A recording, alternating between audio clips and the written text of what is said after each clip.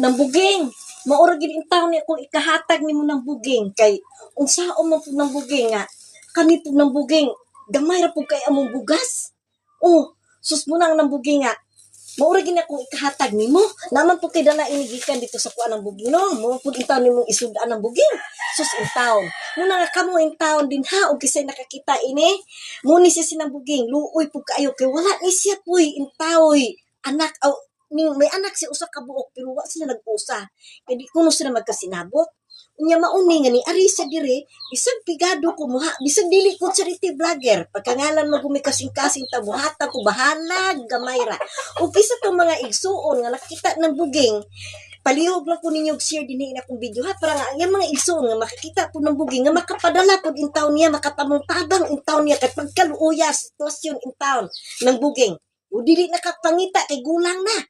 So, mura na, daghang salamat.